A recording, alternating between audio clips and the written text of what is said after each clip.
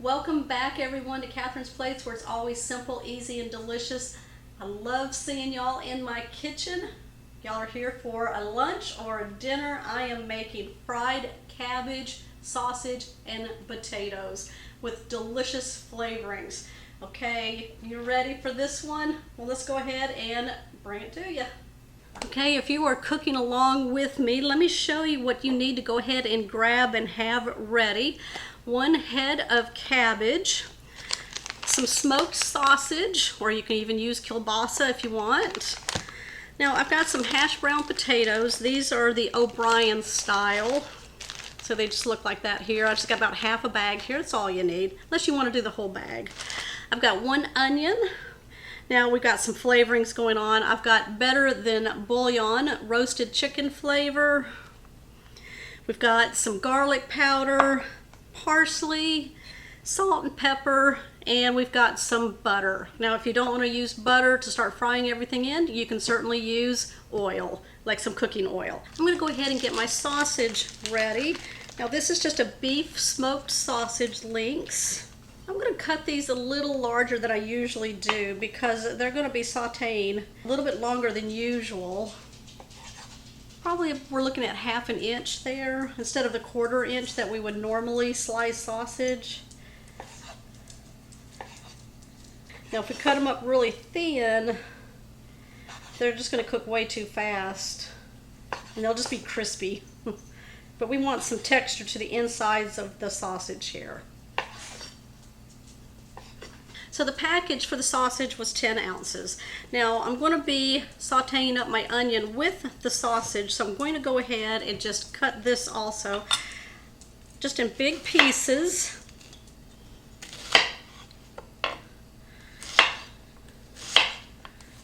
They'll be nice and soft, but we don't want to lose the onion in the dish because we cut them too small. Okay, I'm putting my burner onto a medium-high heat, and I'm just using a large skillet. I'm going to add 3 tablespoons of butter.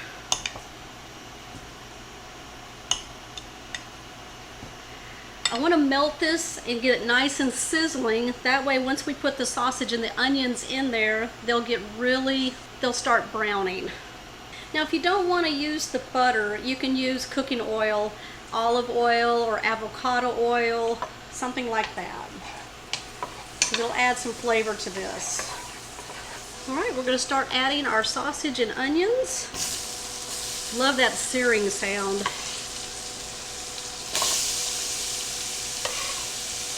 We want the sausage to get nice and crisp.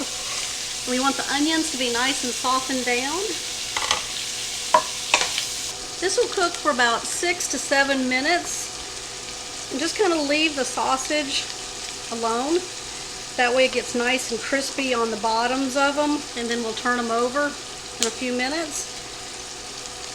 It would add a nice flavor to that cabbage.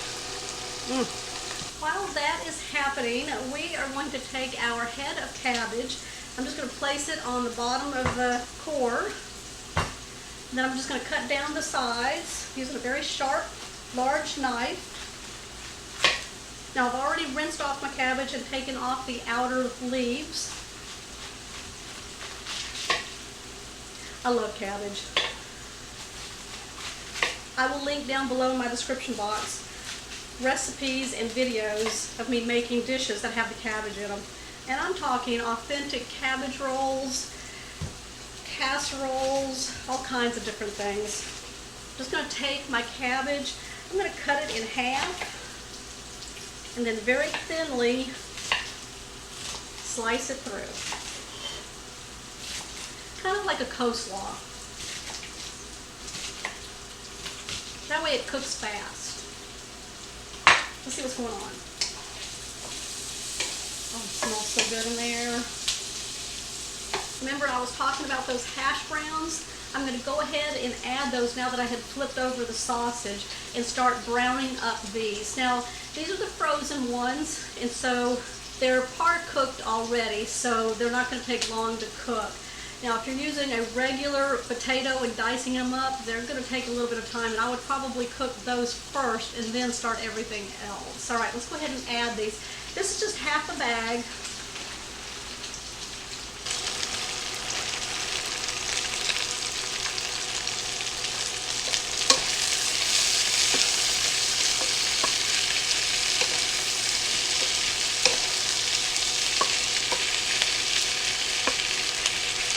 going to cook these down, and then I'm going to finish up the cabbage.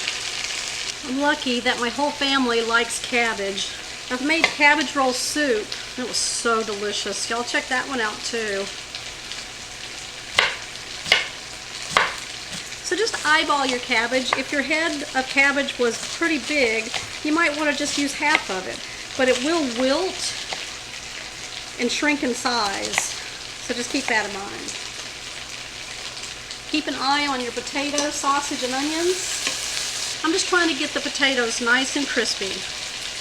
I'm going to use these for an egg roll bowl that I'm going to be making. It's a recipe, so hopefully y'all will get to check that out in the next week. All nice and thinly chopped. Let's check our potatoes, onions, and sausage. Oh yeah, everything is nice and crispy. The sausage, the onions are softened through and nice and browned. The potatoes are getting crispy. What I'm going to do now, add in our cabbage.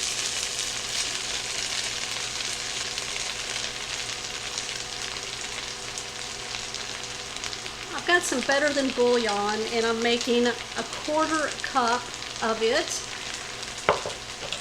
Now this is the roasted chicken flavor, and I'm just going to pour this over the cabbage. I'm going to sprinkle in some garlic powder, probably about a 1/4 teaspoon. I'm going to go right across the top of the cabbage and back. Put in some dried parsley. Just a couple of teaspoons. Definitely going to shake in some black pepper. And 1/4 teaspoon. You can adjust these seasonings. And then just a touch of salt. Alright, I'm going to keep stirring this up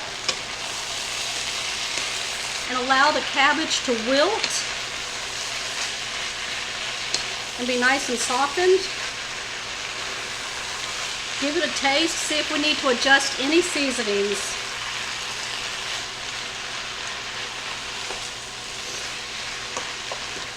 Oh, look at that. Grab me a fork. Let me give that a try. I'm going to try the cabbage right there. That's good.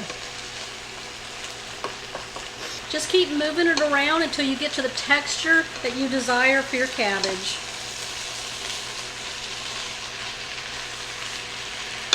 Now, if you want to add red pepper flakes in, you can do that right now. I'm going to keep this mild. All right, let me bowl this up for you. Doesn't that look good?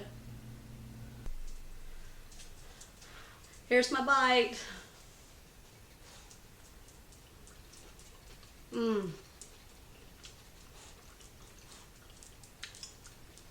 That sausage comes through. When you sear your sausage like that, it just adds more flavor.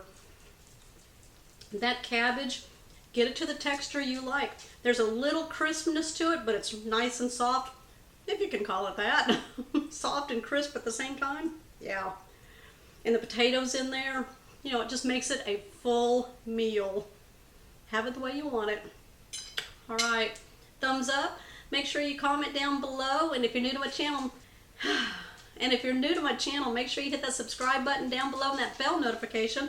That way, you will always know when shows like this one here are posted. Go check out my channel. I have over 700 videos. My recipe blog at catherinesplates.com, where you can find a lot of my recipes and my cookbooks. Okay, I will see you on my next episode.